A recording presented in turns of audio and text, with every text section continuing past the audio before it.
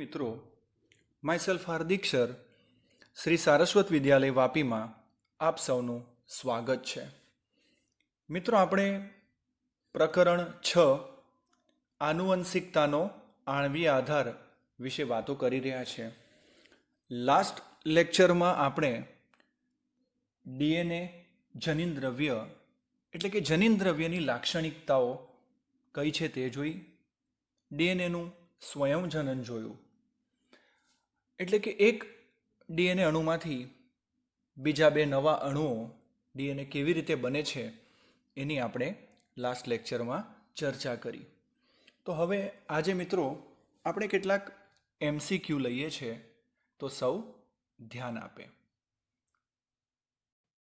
પ્રશ્ન છે, જનીન દ્રવ્ય તરીકે કોણ કાર્ય કરે છે? ઓપ્શન એ ફક્ત ડીએનએ, ફક્ત આરએનએ, સી ડીએનએ અને આરએનએ, અને ડી આપેલ એક પણ નહીં. તો મિત્રો, તમને ખ્યાલ છે આપણે જનીન દ્રવ્યની લાક્ષણિકતાઓ જોઈ કે તે રાસાયણિક રીતે અને બંધારણીય રીતે સ્થાયી હોવું જોઈએ, બરાબર, અને તે પોતાની જાતને અભિવ્યક્ત કરવા સક્ષમ હોવું જોઈએ, વિકૃત થઈ શકે તે માટે સશક્ત હોવું જોઈએ, અને પોતાના જેવી જ પ્રતિકૃતિ ઉત્પન્ન કરતું હોવું જોઈએ, બરાબર. તો આપણે જોયું કે એમાં ડીએનએ અને આરએનએ બંને આ પ્રકારની લાક્ષણિકતાઓ ધરાવે છે, બરાબર.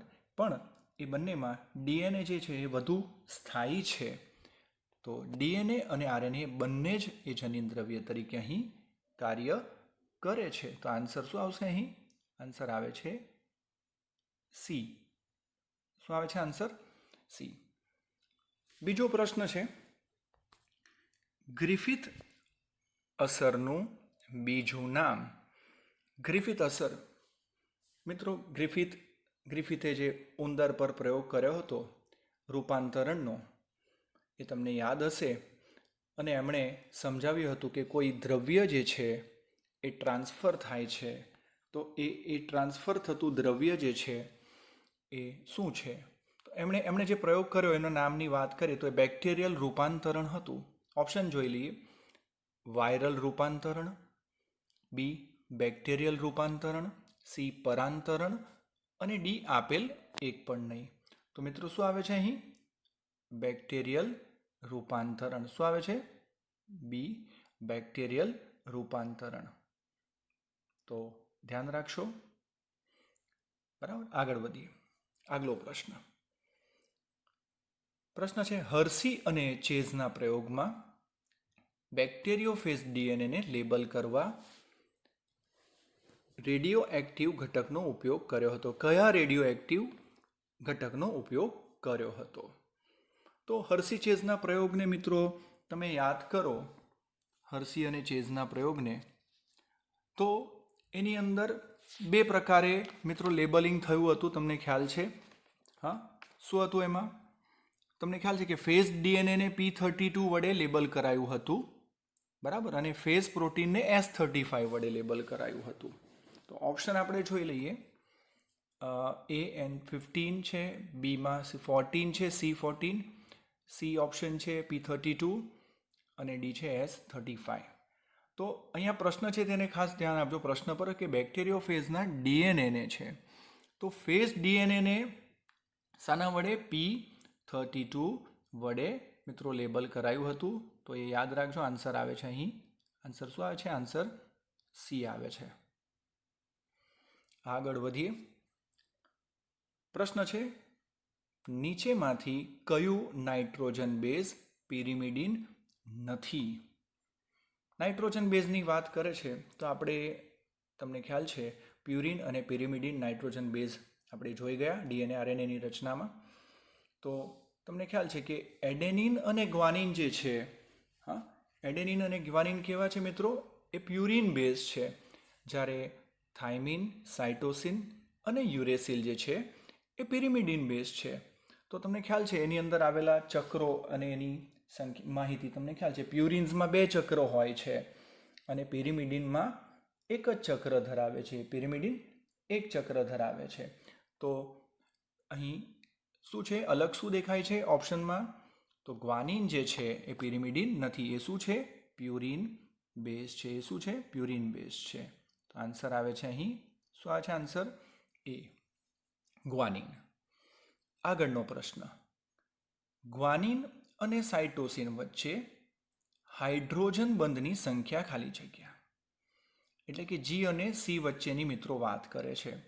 એટલે ડીએનએની રચનાને યાદ કરો મિત્રો, તો તમને ખ્યાલ છે કે એડેનિનની સાથે, એટલે કે પૂરક બેઝની વાત, પૂરક જોડીઓની વાત કરીએ તો ગ્વાનિનની સામે સાઇટોસિન હોય, જીની સામે સી અને એની સામે ટી, એટલે કે પ્યુરિનની સામે પિરિમિડિન હોય.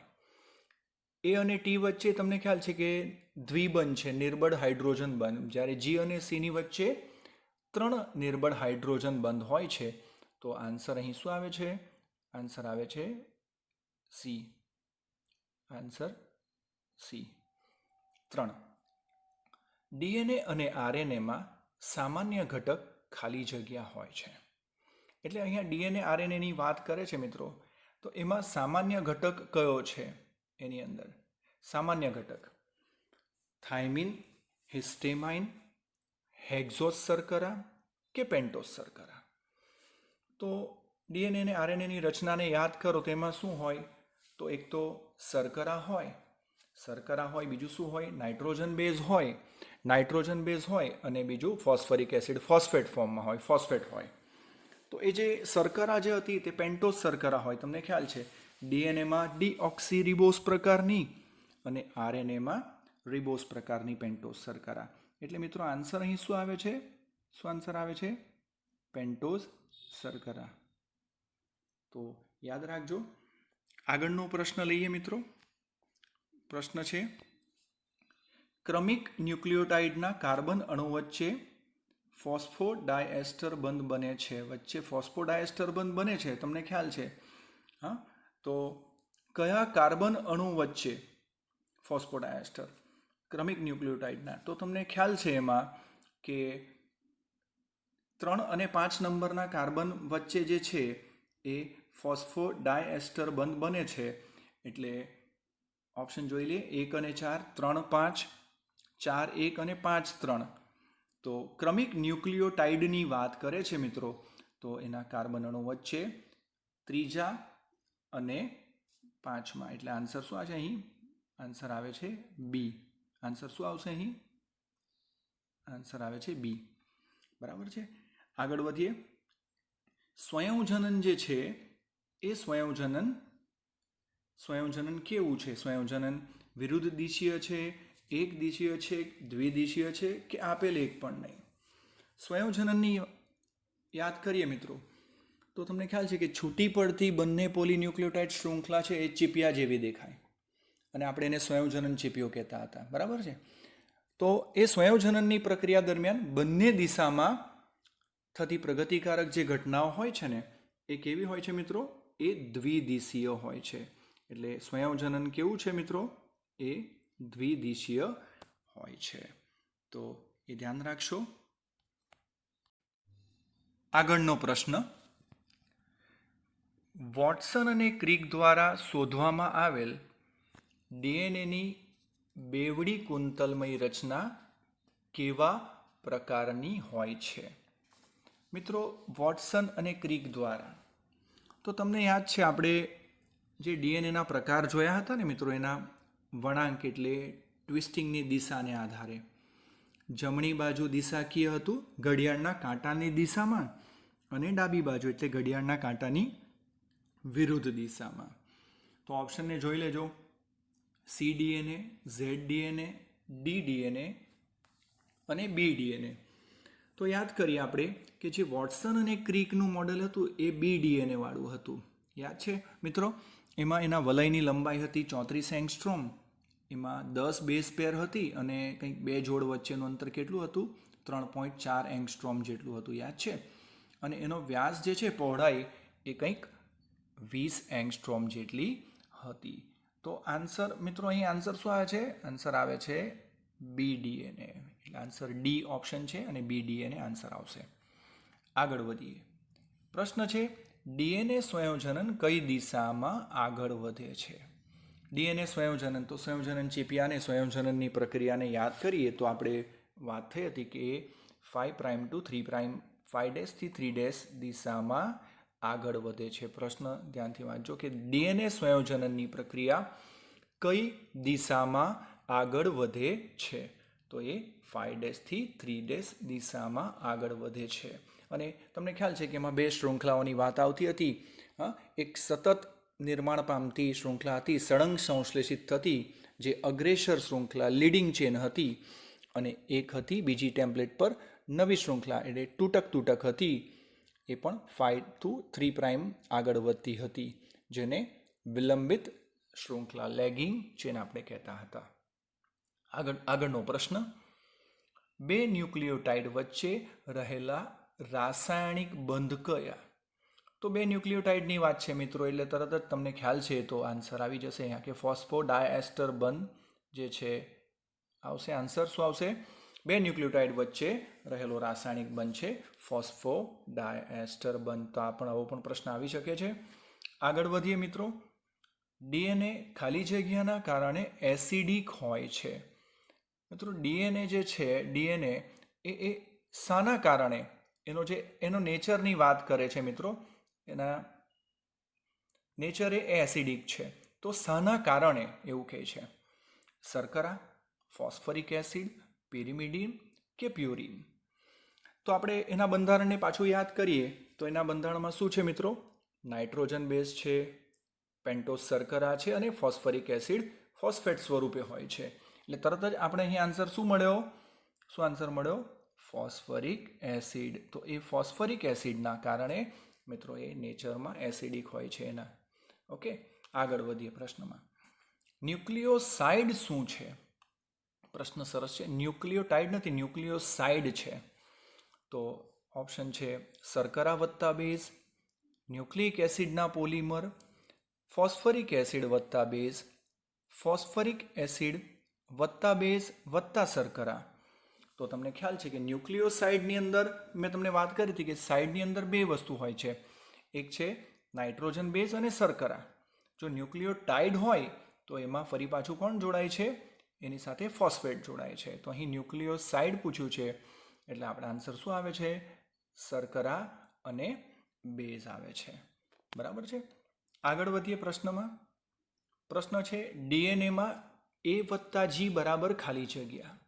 એટલે આપણે અહીં મિત્રો ચાર ગ્રાફના નિયમને યાદ કરવો પડે, ઇરવિન ચાર ગ્રાફના. બરાબર. તો તમને ખ્યાલ છે કે એક તરફ પ્યુરિનનો સરવાળો અને પિરિમિડિનનો સરવાળો. તો એડેનિન વત્તા ગ્વાનિન બરાબર સામે શું આવવું જોઈએ મિત્રો? ટી વત્તા સી. તમને ખ્યાલ છે કે એની સામે ટી હોય છે અને જીની સામે સી હોય છે, કે ઓલવેઝ ડીએનએમાં એ પ્યુરિન બેઝની સામે પિરિમિડિન હોય છે. તો એમાં એ વત્તા જી બરાબર શું આવશે આન્સર અહીં મિત્રો? ટી વત્તા સી. એટલે આ શું છે? તો આ ઇરવિન ચાર ગ્રાફના નિયમની વાત છે મિત્રો. આગળ વધીએ પ્રશ્નમાં. બી ડીએનએની એક લૂપની લંબાઈ ખાલી જગ્યા છે. હમણાં જ પ્રશ્ન આવી ગયો બી ડીએનએ વિશે. વોટસન અને ક્રિકના મોડલની વાત હતી મિત્રો. તો એક લૂપની લંબાઈ, તો ડીએનએના એક કુંતલની લંબાઈ મિત્રો 34 એંગસ્ટ્રોમ છે. એટલે આપણે નેનોમીટરમાં એને કન્વર્ટ કરીએ તો આન્સર એમાં શું આવવો જોઈએ?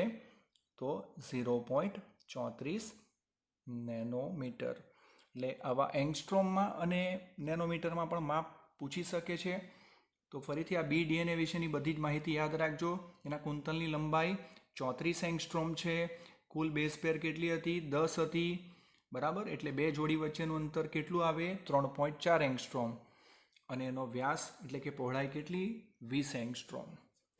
તો અહીં જે પ્રશ્ન હતો કે ડીએનએના એક લૂપની લંબાઈ, તો એ શું થાય? એ 34 એંગસ્ટ્રોમ થાય, પણ અહીં નેનોમીટરમાં પૂછ્યું છે એટલે એ 0.34 નેનોમીટર થાય છે મિત્રો.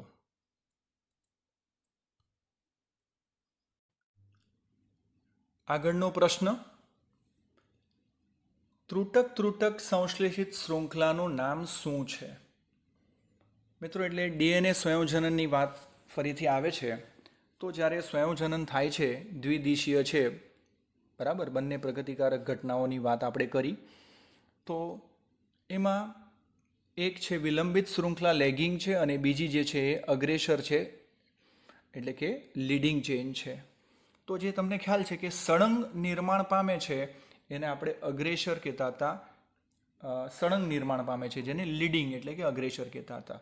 પણ જે ત્રુટક શૃંખલા, નવી શૃંખલાનું નિર્માણ થતું હતું મિત્રો, એને આપણે શું કહેતા હતા? એને આપણે લેગિંગ એટલે કે વિલંબિત શૃંખલા આપણે કહેતા હતા. તો પ્રશ્ન શું છે? ત્રુટક સંશ્લેષિત શૃંખલાનું નામ છે એ વિલંબિત શૃંખલા છે. આની જગ્યાએ પ્રશ્ન બીજો બની શકે આના ઉપરથી જ, કે સતત નિર્માણ પામતી સળંગ સંશ્લેષિત શૃંખલાનું નામ શું આવે? તો જો એવો પ્રશ્ન હોય તો આન્સર શું આવવો જોઈએ? તો આવે અગ્રેસર આવે. પણ અહીં શું છે? ત્રુટક છે શૃંખલા. આગળનો પ્રશ્ન, ડીએનએના સંયોજનનું નિયમન કોના દ્વારા થાય છે? મિત્રો અહીંયા ડીએનએના સંયોજનની સમગ્ર પ્રક્રિયાની વાત આવે છે, તો એનું નિયમન, એનું કંટ્રોલ કોણ કરે? એનું રેગ્યુલેશન કોણ કરે? તો ઓપ્શન છે ડીએનએ, આરએનએ, ન્યુક્લિયોટાઇડ કે આપેલ બધા જ. તો મિત્રો યાદ રાખજો, ડીએનએના સંયોજનની પ્રક્રિયા એ ખુદ પોતે ડીએનએ જે છે આ બધી પ્રક્રિયાઓનું નિયંત્રણ કરતું હોય છે. પ્રશ્ન સરસ છે. તો યાદ રાખજો કે ડીએનએના સંયોજનનું નિયમન કોના દ્વારા થાય છે? તો ડીએનએના સંયોજનનું નિયમન ડીએનએ પોતે જ કરે છે. પ્રશ્ન છે આગળ, ન્યુમોકોકસ ઝેરી જાત. એટલે આ ફરીથી વાત આવે છે બેક્ટેરિયલ રૂપાંતરણની, જે ગ્રિફિથે પ્રયોગ કર્યો હતો મિત્રો. એટલે એમાં યાદ કરજો, એમાં બે પ્રકારની વાત હતી. ખૂબ જ ઝેરી હતા, S3 નામ હતું, વાયરલન્ટ. અને એ ઝેરી જાતને યાદ કરજો તો પોલિસેકેરાઇડ યુક્ત સુંવાળું કવચ હોય છે અને સુંવાળી વસાહત રચતા હતા, S એટલે સ્મૂધ. અને બિનઝેરી R2 અવાયરલન્ટ હતા, બરાબર. બિનઝેરી જાતને આવું કવચ ન હતું અને તે કેવા હતા? ખરબચડી વસાહત R, રફ રચતા હતા. એટલે ન્યુમોકોકસની ઝેરી જાત આવે છે, એટલે અહીં આન્સર શું આવે છે મિત્રો? આન્સર આવે છે BS3. તો આગળ વધીએ. પ્રશ્ન છે, ઓકાઝાકી ટુકડાને જોડતો ઉત્સેચક કયો છે? મિત્રો મેં તમને લાસ્ટ લેક્ચરમાં વાત કરી હતી કે ડીએનએ સંયોજનમાં આવતા ઉત્સેચકોના નામ પરથી પણ ઘણા બધા પ્રશ્નો આવશે. તો એમાં યાદ કરજો, ગાયરેઝ, હેલિકેઝ, પોલિમરેઝ, ત્યારબાદ લીગેઝ, આવા બધા આવતા હતા ને. તો જ્યારે જોડવાની વાત આવે છે, અંતે જોડવાની વાત આવે છે ને, એટલે ટુકડાઓને જોડવાની વાત આવે, તો અહીં કયો ઉત્સેચક આવે છે મિત્રો? એ આવે છે લાઇગેઝ અથવા લીગેઝ. આગળ વધીએ પ્રશ્નમાં. પ્રશ્ન છે, ગ્રિફિથે કયા બેક્ટેરિયા પર પ્રયોગ કર્યો? ગ્રિફિથે પ્રયોગ કર્યો રૂપાંતરણનો. તો અહીં બેક્ટેરિયાનું નામ પૂછ્યું છે ગ્રિફિથ અસરવાળા પ્રયોગને. એઝેટોબેક્ટર, સ્યુડોમોનાસ, ન્યુમોકોકસ કે આપેલ એક પણ નહીં. તમને ખ્યાલ છે કે ગ્રિફિથે લગભગ 1928માં ન્યુમોકોકસ નામના બેક્ટેરિયા પર પ્રયોગ કર્યા હતા રૂપાંતરણના. એટલે મિત્રો અહીં આન્સર શું આવે છે? ન્યુમોકોકસ. આગળનો પ્રશ્ન, ડીએનએ સંયોજનની પ્રક્રિયામાં પ્રથમ જરૂરી ઉત્સેચક કયો? પ્રથમ જરૂરી, જો મિત્રો ફરી પાછો પ્રશ્ન આવે. ઉપર એક પ્રશ્ન હતો, ઉપરનો પ્રશ્ન શું હતો? ઓકાઝાકી ટુકડાવાળો જોડવા માટે, તો જોડતો હતો લીગેઝ. અહીંયા સંયોજનની પ્રક્રિયામાં પ્રથમ જરૂરી ઉત્સેચક કયો આવે છે? ઓપ્શન છે હેલિકેઝ, બી લીગેઝ, સી આઇસોમરેઝ અને ડી સિન્થેટેઝ. તો તમને ખ્યાલ છે મિત્રો, સૌથી પહેલા કયા ઉત્સેચકની જરૂર પડે છે મિત્રો? યાદ કરજો કે ડીએનએ સંયોજનની પ્રક્રિયામાં હાઇડ્રોજન બંધને તોડવા માટે હેલિકેઝ, આપણે એને બીજું એક નામ હતું ને, સ્વાઇવેલેઝ નામનો ઉત્સેચક જવાબદાર હોય છે. અને એ શૃંખલા છૂટી પાડવા સાથે Mg+2ની સહાયક ભૂમિકા હતી. યાદ કરજો, Mg+2 હતો ને, એ સહઘટક તરીકે વર્તો હતો. તો આવા પણ પ્રશ્ન આવી શકે. યાદ રાખજો, હેલિકેઝ જે છે હાઇડ્રોજન બંધને તોડવા માટે જરૂરી હતો. એટલે પ્રક્રિયામાં પ્રથમ જરૂરી ઉત્સેચક કયો થયો મિત્રો? અહીં આન્સર આવે છે હેલિકેઝ. આગળનો પ્રશ્ન છે, જનીનિક માહિતીના સ્થળાંતરણ માટે કોણ સુયોગ્ય છે? સ્થળાંતરણ માટે તો મિત્રો યાદ રાખજો કે માહિતીના સંગ્રહ અને સ્થળાંતરણની આપણે વાત કરેલી ડીએનએ આરએનએમાં. હા, તો માહિતીનો જનીનિક માહિતીના સંગ્રહની વાત આવે, સંગ્રહિત માહિતી માટે, તો એમાં ડીએનએ વધુ સ્થાયી છે અને વધુ યોગ્ય છે. પરંતુ જ્યારે એનું સ્થળાંતરણની વાત આવે, જનીનિક માહિતીના સ્થળાંતરણની, ત્યારે કોણ વધારે યોગ્ય હતું? આરએનએ. તો આ યાદ રાખજો. આના પરથી બીજો પણ પ્રશ્ન પૂછી શકે. આ પ્રશ્ન છે જનીનિક માહિતીના સ્થળાંતરણ માટે.